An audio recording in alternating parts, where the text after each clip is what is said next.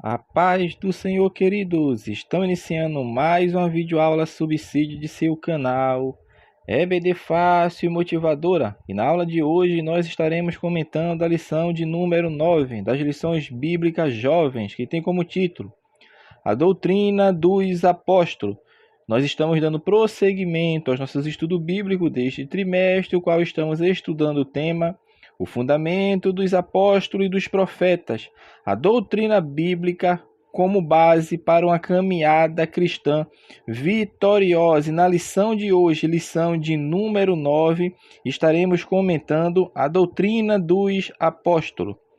Texto principal encontra-se em Efésios capítulo 2, versículo 20. Edificados sobre o fundamento dos apóstolos e dos profetas, de que Jesus Cristo é a principal pedra de esquina. Resumo da lição.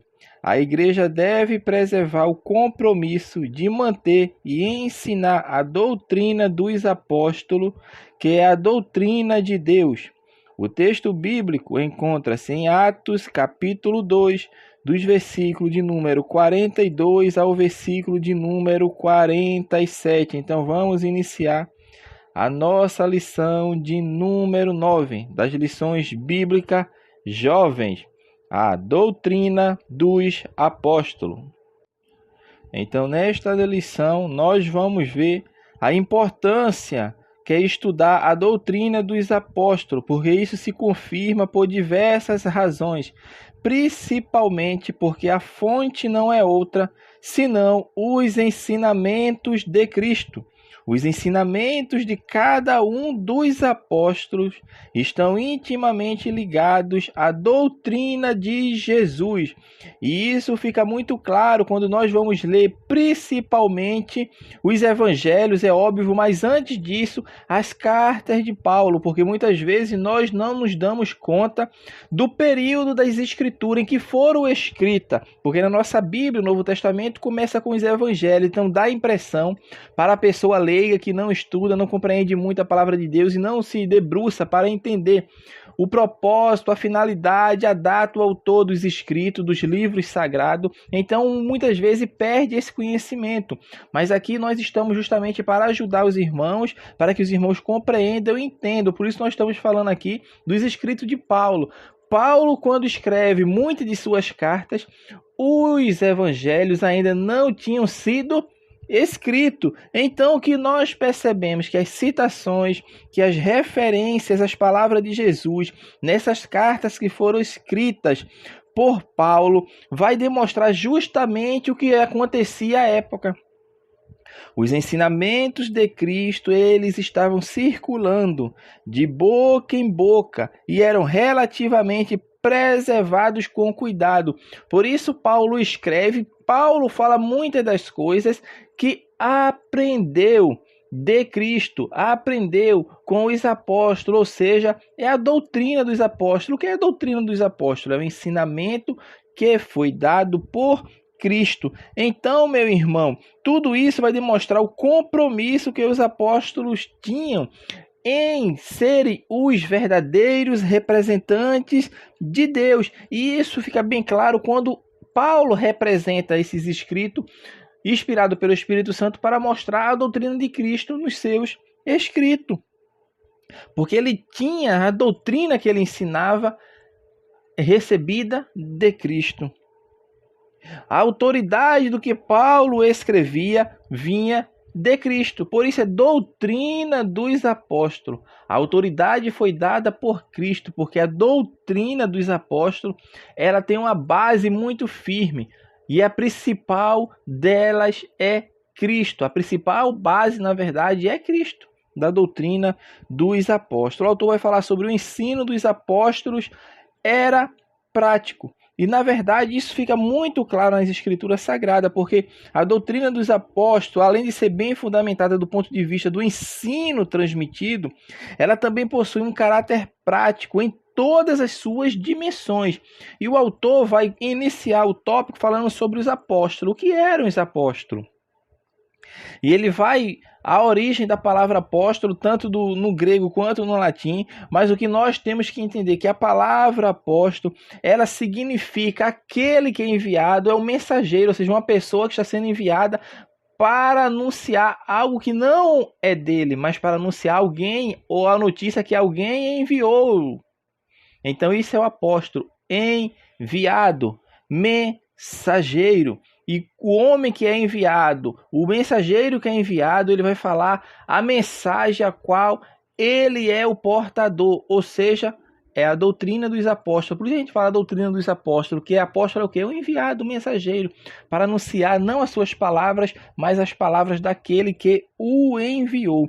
E isso tem que ficar muito claro, meu irmão, porque é um peso enorme na palavra apóstolo, quando os apóstolos ali falam justamente sobre isso, e o texto da nossa lição hoje vai falar sobre a doutrina dos apóstolos, é justamente disso, que a pessoa que é enviada, ela está autorizada, não a falar em seu nome próprio, mas naquele que lhe enviou. E a ênfase maior não é em quem está pronunciando a mensagem, mas em quem mandou a mensagem, o originário da mensagem, o que foi a origem, Deus. Isso tem que ficar muito claro. Então é com essa informação, meu irmão, que nós podemos concluir parcialmente que a autoridade sobre a qual os apóstolos cumpriram exitosamente a missão recebida não lhe era inerente, pelo contrário, ela foi recebida, não era deles, essa mensagem ela foi recebida, foi lhe dada pelo Senhor da igreja, a quem eles foram chamados a servir, eles foram chamados para o serviço, e nenhuma das cartas apostólicas está fundamentada na autoridade dos apóstolos em si.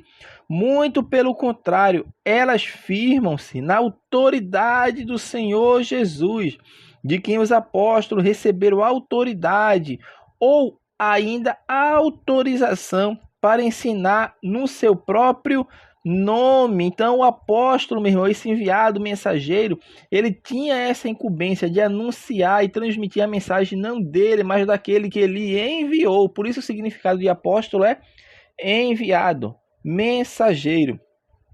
O autor também vai falar sobre a doutrina dos apóstolos. Nós até já falamos um pouco mais sobre isso. Por quê? Porque Lucas chama os ensinamentos apostólicos de doutrina dos apóstolos. Atos, capítulo 2, versículo 42. É como está no texto bíblico da nossa lição. O apóstolo Paulo, ele refere-se a eles como o fundamento dos apóstolos. Está no nosso texto principal. Com a diferença de que, quando Paulo fala em Efésios, o fundamento dos apóstolos e dos profetas, observe que a abrangência aqui é maior. Por quê? Porque ele fala edificados sobre o fundamento dos apóstolos e dos profetas, de que Jesus é a principal pedra da esquina. Então note que a abordagem de Paulo basicamente envolve 3 aspectos doutrinários. O primeiro é a doutrina dos apóstolos, tem as suas raízes nos ensinos do Antigo Testamento, representado aqui na referência feita aos profetas. 2, além de citar Jesus Cristo, o apóstolo Paulo coloca-o com uma base central, essencial e exclusiva de toda a construção doutrinária dos apóstolos, meu irmão. Está claro que a função principal dos apóstolos com os seus ensinos foi a de apontar e glorificar a Cristo, já que em nenhum momento a referência é aos apóstolos, mas a única e exclusivamente aos seus ensinos, meu irmão. Então, a confortadora promessa de Jesus, que se deu a partir da declaração de Pedro ao mestre, em Mateus 16, do versículo 16 ao 18, que Pedro fala que tu és o Cristo, o Filho do Deus vivo. Isto confirma claramente que a igreja ela não está edificada sobre os apóstolos, nem mesmo sobre os seus ensinamentos. A igreja ela está firmada em Cristo, acerca de quem eles ensinaram e pregaram. Cristo é o fundamento da doutrina dos apóstolos. E essa doutrina que foi transmitida, quer falando, quer escrevendo, tem Cristo como a sua essência. Então, neste tópico aqui, deve ficar claro que a doutrina dos apóstolos é a exposição e a aplicação da doutrina de Jesus. Encerrando esse tópico, o autor vai falar sobre a praticidade da doutrina dos apóstolos. Por quê? Porque uma vez que a doutrina é ensinada, uma vez que a doutrina é comunicada, percebemos que a aceitação a esta doutrina, a submissão a esta doutrina. Por quê? Porque são os ensinamentos de Jesus. Tudo isso, a submissão e a aceitação são elementos imprescindíveis ao servo de Deus, que deseja ser achado fiel. A doutrina ensinada pelos apóstolos, ela tem uma participação direta da Trindade, meu irmão. Pois a palavra, ela é de Deus. Cristo é a sua base, e aquele que a disseminou com autoridade inigualável é o Espírito Santo. Ele que aplica por meio da iluminação, que só ele é capaz de realizar. Então o Espírito Santo ilumina nossa mente para entendermos e compreendermos aquilo que foi deixado por Cristo e transmitido através dos seus santos apóstolos. E a gente tem que deixar claro também que essa doutrina dos apóstolos, que é a doutrina que vem de Cristo, a origem de Cristo, veio de Cristo, ela tem a origem em Deus.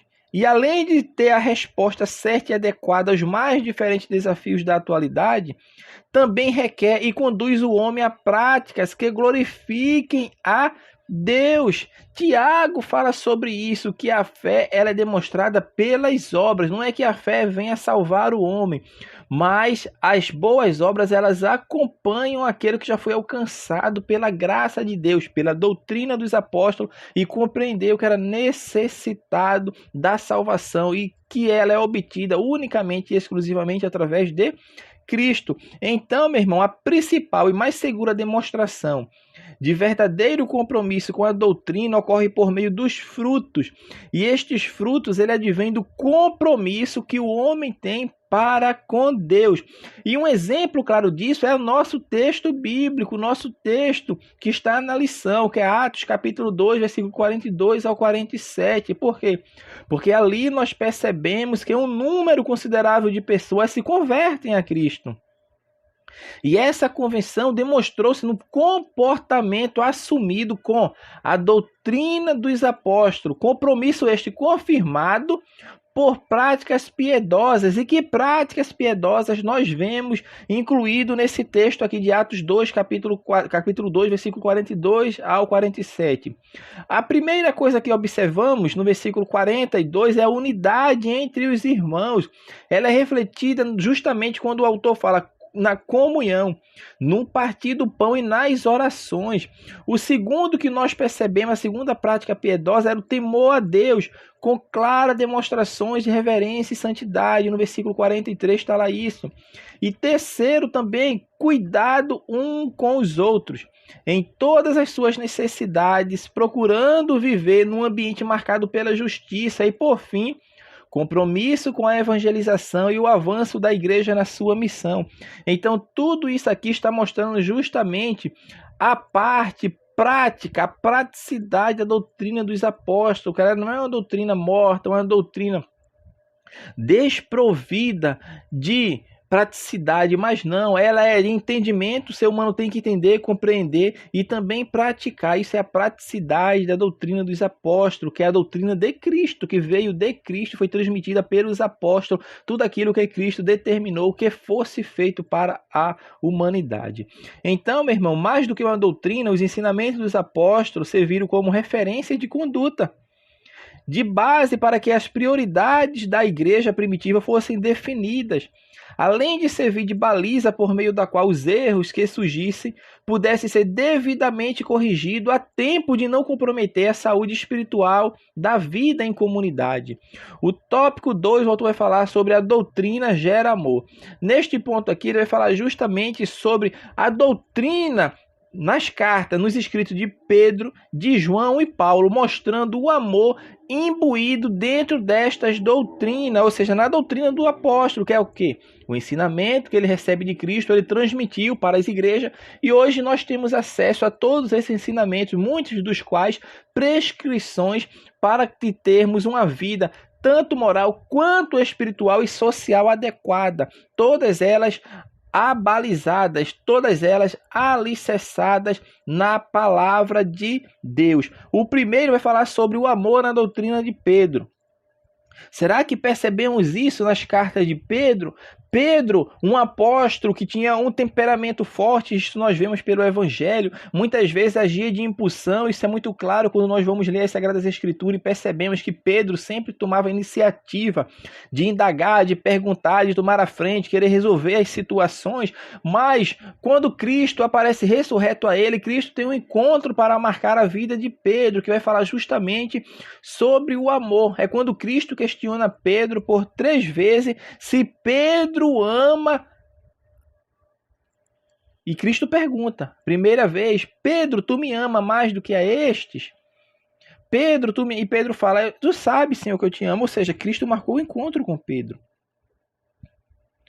Pedro foi tocado pelo Espírito Santo de Deus.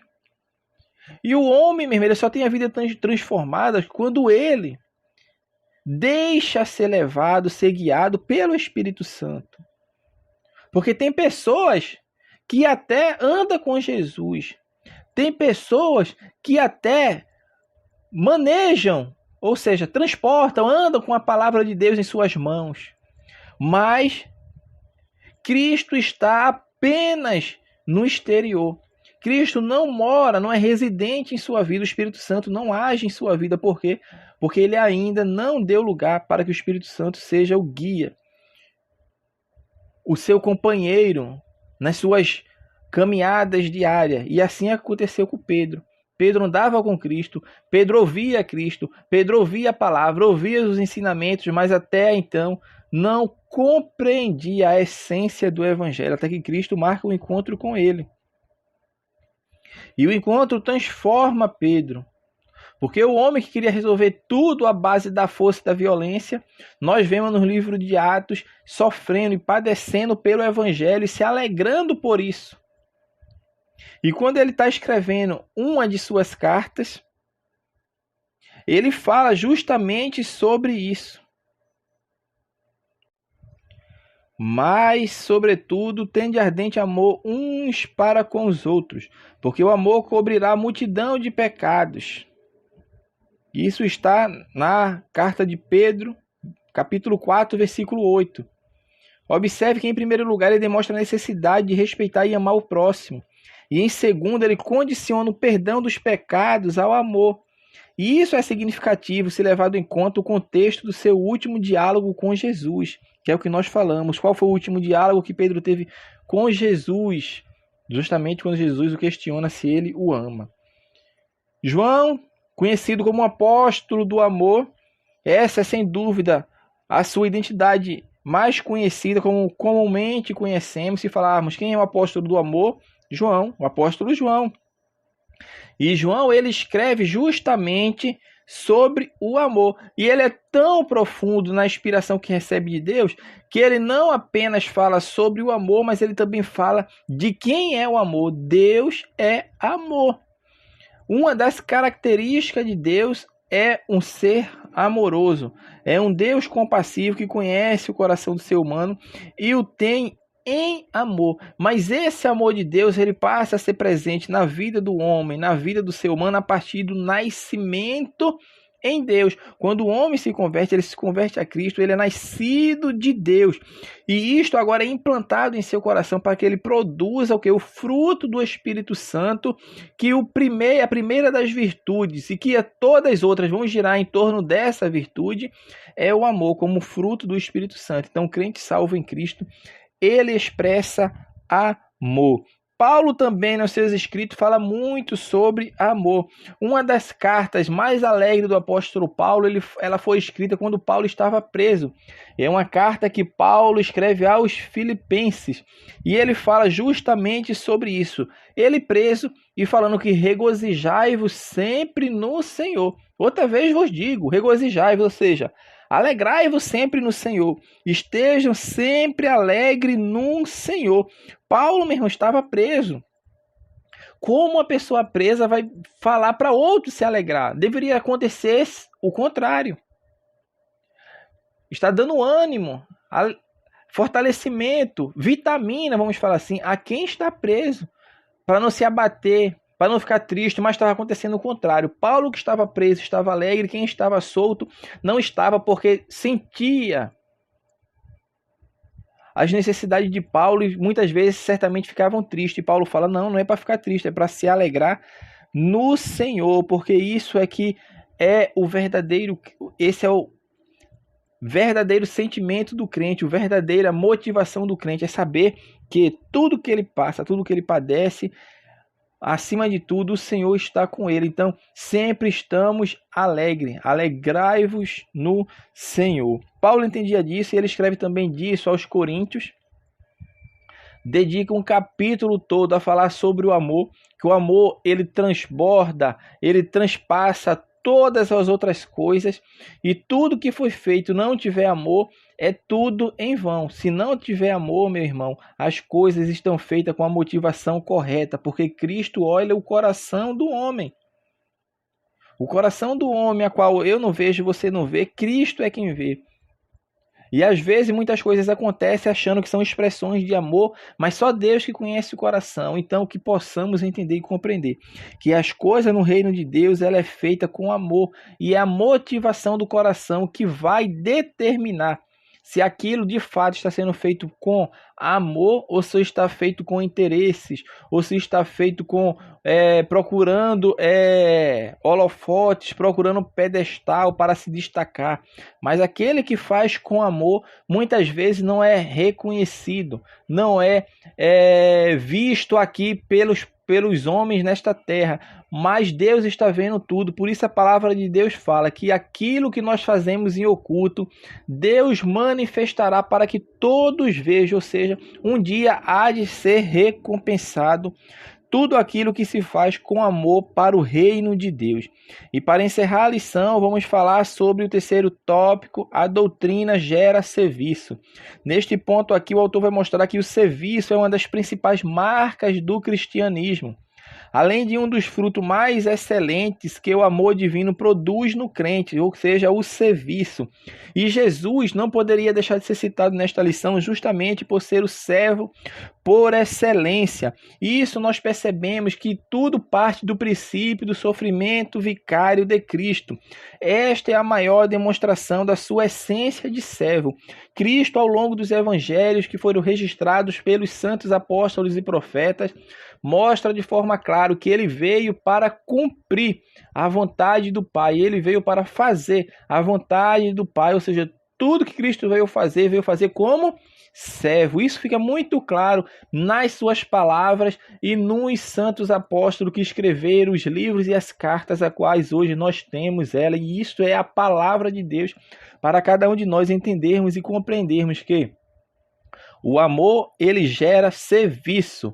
A doutrina dos apóstolos é serviço. A doutrina dos apóstolos, ela gera serviço. E tudo isso nos mostra que a doutrina dos apóstolos busca na fonte pura e inesgotável aquilo que Jesus ensinou. E o que foi que Jesus ensinou? Para sermos servo. E isso ele deixou exemplos e mais exemplos. Paulo, quando escreve aos Filipenses, mostra de forma clara que ele mesmo, sendo Deus, não teve por usurpação, não teve por desejo, não teve por pretensão ser igual a Deus, mas antes aniquilou-se a si mesmo, se fazendo-se servo, ou seja, Cristo se fez servo. E ele continua falando que vocês também tenham o mesmo sentimento que houve em Jesus Cristo, o de ser servo, porque Cristo é o exemplo maior a ser seguido. Por isso Paulo falou, sede meus imitadores como eu sou de Cristo. E Paulo, nós vemos a sua atitude no seu caminhar, e no relato das Sagradas Escrituras nos mostra dele, que ele sempre teve uma atitude de servo. E Cristo falou justamente sobre isso, que ele não veio para ser servido, mas para servir e dar a sua vida em resgate de muitos. Jesus ensinou sobre isso e ele fala sobre isso. E o exemplo maior é que ele dá aos seus discípulos quando lava os pés dos 12, inclusive de Judas, aquele que iria o trair. Cristo sempre foi servo. Cristo não escolhia quem ele iria servir, porque muito bem naquela ocasião ele não poderia, se quisesse, não vou lavar os pés de Judas, eu não vou servir aquele que vai me trair, eu não vou servir aquele que rouba, porque ele era o tesoureiro do ministério de Cristo e roubava as ofertas, as doações que eram feitas para Cristo e seu ministério. E Judas roubava, mas Cristo serviu também a Judas, deu exemplo a todos, porque Cristo não escolhe a quem servir, porque hoje tem pessoas que escolhem a quem servir. Hoje as pessoas procuram servir a quem tem proeminência, ou seja, a liderança da igreja, ela é a mais servida por esses tipos de pessoas que escolhem pessoas a servir. Mas o irmãozinho, a irmãzinha que está lá, que muitas vezes está querendo um copo d'água e muitas vezes tem dificuldade de locomoção, aquela pessoa ela não é servida nesse sentido. Desse exemplo simples que eu estou passando para os irmãos. Mas não, as pessoas querem servir a quem tem influência dentro do ciclo eclesiástico, porque elas escolhem a quem servir, então não segue o exemplo de Cristo. Cristo em nenhum momento falou a quem é que devemos escolher a servir. Não, Cristo fala devemos servir a todos. E Cristo fala justamente também sobre o nosso relacionamento, não só com as pessoas dentro da igreja, mas fora da igreja. E Cristo fala, se eu fizer o bem, apenas aquele que me faz o bem, o que é que eu estou fazendo demais? Porque não faz os pecadores a mesma coisa. É como se Cristo estivesse dizendo, na verdade ele está transmitindo essa mensagem para cada um de nós, que eu não devo escolher a quem eu vou fazer o bem, mas eu devo fazer o bem sem esperar trocas, sem esperar nada em troca. Eu devo fazer por apenas amor. Isto é a atitude do servo do Senhor. Então, a doutrina dos apóstolos, ela gera serviço. E esse serviço ele está imbuído na doutrina dos apóstolos, como nós estamos falando, que devemos notar isto, que a presença do serviço na doutrina dos apóstolos, Pedro, João e Paulo, como falamos anteriormente, é possível muitos de se ver nos seus escritos. E Pedro ensina sobre isso, justamente em 1 Pedro capítulo 4, versículo 10 ao 14, Pedro falando ali sobre os dons espirituais, que eles devem ser usados não para benefício próprio, mas para benefício do corpo de Cristo, porque ele trata aquilo que Deus dá para o homem como um serviço, porque ministério, tudo isto, meu irmão, é serviço, é ser serviçal de Cristo. Cristo nos chamou para sermos servo. E é isso que Cristo falou. Por isso, quando ele lavou os pés dos discípulos, ele fala, se eu, sendo mestre e Senhor, faço isso com vocês, vocês devem fazer o mesmo. Ou seja, quem está em uma condição de proeminência, uma condição de liderança, uma condição de estar apacentando, guiando o povo em um cargo que exerça liderança sobre pessoas, influencie, essas pessoas têm que entender que ela tem que ser o mais servo de todos, porque ele é servo não apenas de um, não apenas de dois, mas de todos. O reino de Deus, meu irmão, ela trouxe essa novidade, ou seja, o reino de Deus é contrário ao que o mundo ensina, porque o mundo mostra e ensina que quanto mais a pessoa ascende na sua escala hierárquica, vamos supor, na sua posição social, dentro da sua localidade, quanto mais ela tem reconhecimento, mais pessoas o servem, mais pessoas estão aos seus pés para fazerem com que ele se sinta agradável, se sinta acolhido. No reino de Deus é o contrário. Quando uma pessoa tem destaque é que ela tem que ser mais servo do que as outras, ou seja, o reino de Deus vai na contramão do mundo. Por isso no reino de Deus é assim: o último será o primeiro, aquele que quer ser o maior que seja o menor. O reino de Deus vai na contramão, na verdade o mundo que vai na contramão do que Cristo ensinou e determinou para a humanidade. E encerrando a lição, para concluirmos, fala que o serviço na vida cristã. Neste ponto aqui vai mostrar justamente o que nós estamos comentando ao longo desta lição. Que o cristão ele é desafiado e chamado a viver os princípios da palavra de Deus em todas as esferas da vida. É aquilo que nós estávamos comentando. O serviço da vida cristã. Cristo chama o ser humano para ele ser servo. Eu estava falando disso anteriormente. Não apenas na igreja, porque tem pessoas que é servo apenas na igreja, mas ele é servo e o entendimento que ele tem de ser servo é de ser empregado, de ser subordinado à sua liderança. E isso, meu irmão, eu estou falando nessas palavras, mas não é eximindo que as pessoas também não vão servir a sua liderança. Não, não é isso que eu estou falando. Eu estou dizendo que tem pessoas que acham que ser servo é ser empregado como se fosse um assalariado que não recebesse salário em espécie, mas que vai receber no céu para servir unicamente ali a liderança, e muitas vezes, como tem pessoas que fazem isso, servir aos irmãos em Cristo. Mas o serviço cristão, ele é demonstrado não só dentro do ciclo religioso, mas também fora deste ciclo, ou seja, dentro da sociedade a qual nós estamos inseridos.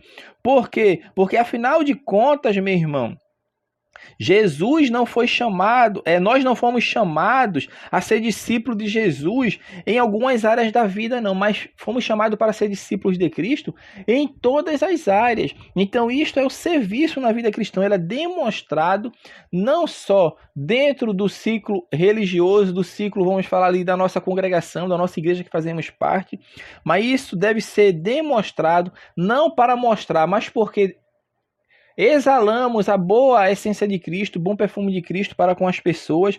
E fazendo isso, nós estamos mostrando verdadeiramente que Cristo está em nós. E que a doutrina dos apóstolos, a qual foi originada de Cristo, porque Cristo é o originador da doutrina dos apóstolos, nos mostra que de fato somos salvos, crentes fiéis e servos do reino de Deus, ou seja, servos de Cristo, para fazermos a vontade daquele que nos chamou das trevas para a sua maravilhosa luz. Então, meu irmão, uma vida cristã saudável e madura, ela é marcada por uma mentalidade do serviço. Então, estamos encerrando a lição de número 9, e nessa lição falamos sobre a doutrina dos apóstolos. Que Deus abençoe os irmãos e até a nossa próxima aula, se assim o Senhor permitir.